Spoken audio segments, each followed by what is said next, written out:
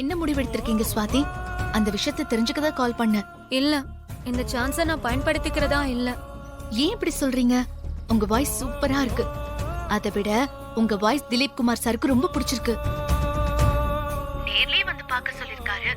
இந்த மாதிரி சான்ஸ் எல்லாம் எல்லாருக்குமே கிடைக்காது. நீங்க என்னடானா கிடைச்ச சான்ஸ வேண்டாங்கறீங்க? நீங்க சொல்றதெல்லாம் கரெக்ட் தான். ஆனா எங்க வீட்ல அக்கா மாமா கிட்ட இத பத்தி டிஸ்கஸ் பண்ண. அவங்க தான் இப்ப வேண்டாம், படிப்புல கவனம் செலுத்தணும்னு சொல்லிட்டாங்க. எனக்கும் அவங்க சொல்றதுதான் சரின்னு படுது. ஏன் ஸ்வாதி நீங்க இப்படி இருக்கீங்க? இந்த மாதிரி சான்ஸ் கிடைக்காதான்னு எவ்வளவு பேர் அலையறாங்க தெரியுமா?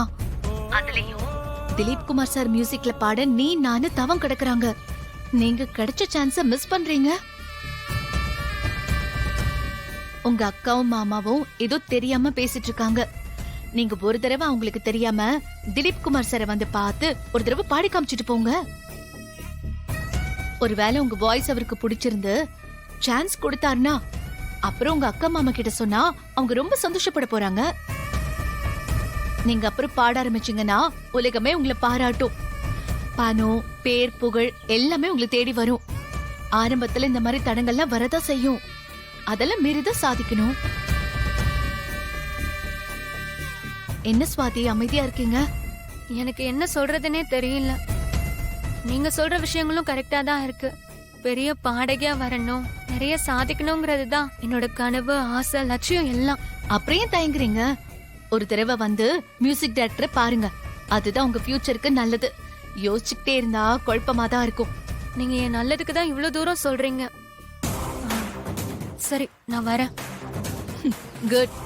இப்பதான் நல்ல முடிவுக்கு வந்திருக்கீங்க. நாளைக்கு வீட்ல யார்கிட்டயுமே சொல்லாம வாங்க. ஹோட்டல் பேர் ஞாபகம் இருக்குல்ல?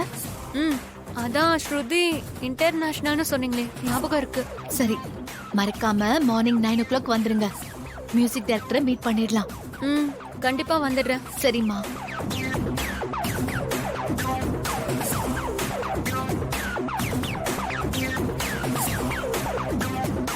சித்தப்பா, என்ன சித்தப்பா இன்னும் கால் வரல?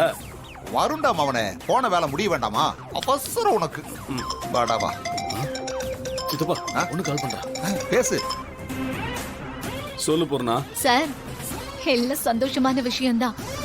அந்த ஸ்வாதி ஹோட்டலுக்கு வர ஒத்துக்கிட்டா. அப்படியா? ரொம்ப சந்தோஷம். உறுதியா வந்துருவாள்ல? கண்டிப்பா வந்துருவா சார், எந்த சந்தேகமும் வேண்டாம். சரி, நீ வை. என்ன சித்தப்பா, அந்த சுவாதி ஹோட்டலுக்கு வரதுக்கு ஒத்துக்கிட்டாலாம்.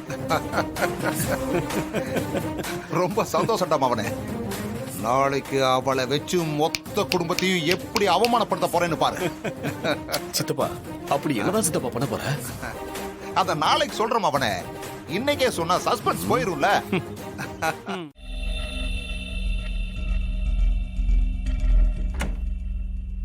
வணக்கம், வாங்க சார். உள்ள வாங்க சார்.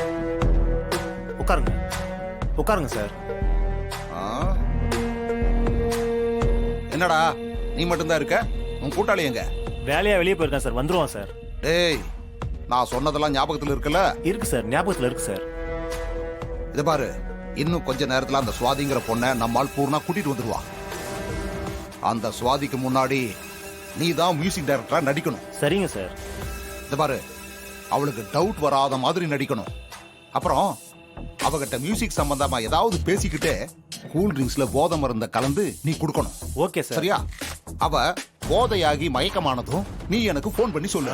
சரிங்க சார். நான் உடனே போலீஸுக்கு போன் பண்ணி இந்த லாட்ஜ்ல விபச்சாரம் நடக்குதுன்னு சொன்னா அவங்க உடனே இங்க ரெய்டுக்கு வருவாங்க. Okay sir. போதையில இருக்கிற சுவாதியை அரெஸ்ட் பண்ணி ஸ்டேஷனுக்கு கூட்டு போயிருவாங்க. அடேங்க அப்பா, இந்த கேஸ்ல நான் மாட்டிக்கிட்டா என் ஃபேமிலி தான் சார் பாதிக்கும். என்னடா நீ இதுக்கு எதுக்குடா நீ பயப்படுற? பார் அண்ணா, நான் இதுக்கிட்ட இருக்க. நீ போலீஸ் ஸ்டேஷனுக்கு போற நிலைமை வந்தா கூட உள்ள நுழையறதுக்குள்ள நான் வெளியே கொண்டு வந்துருவேன்டா. பாரு, இந்த கேஸ்ல அந்த சுவாதி பொண்ணு மட்டும்தான் மாட்டுவா. பார், அதுக்கப்புறம் பத்திரிக்கை, டிவி, பேப்பர்ல எல்லாம் தொழிலதிபர் சாமுண்டீஸ்வரி மகள் கைதுன்னு பெருசா கொட்டை எழுத்துல பளிச்சுன்னு போடுவாங்கடா. அத பார்த்து அந்த குடும்பமே அவமானத்துல கூனி குறுகி நிக்கணும். என்ன பொம்பளை கேஸ்ல அவ ஆத்தா சாம்புட்டீஸ்வரி தூக்கி உள்ள போட்டால, இன்னைக்கு அவ மகளை தூக்கி நான் உள்ள போறேன்டா விபச்சார கேஸ்ல. அந்த சாமுண்டீஸ்வரி இத 10 ரத்த கண்ணீர் வடிக்கணும். அப்பதான் நான் ஜெயில 5 வருஷமா பட்ட வேதனைக்கும் வலிக்கும் அவளை பழி வாங்கின மாதிரி இருக்கும். பக்காவா பிளான் பண்ணி எல்லா காரியத்தையும் செஞ்சிருக்கீங்க. சூப்பர் சித்தப்பா. தனித்தனியா பழி வாங்காம மொத்த குடும்பத்தையும் பழி வாங்க நல்லா ஆப்பு வச்சிட்டீங்க. அந்த சாமுண்டீஸ்வரி அவமானத்தால சாவணும். சித்தப்பா, ஆனா ஒண்ணு. என்ன மாவனே? இந்த விஷயம் அந்த டிரைவர் பயலுக்கு லேசா கசிஞ்சா கூட நம்ம கதையை முடிச்சிருவோம். டேய் மவனே, இதெல்லாம் அவனுக்கு தெரிய வாய்ப்பே இல்லடா மவனே.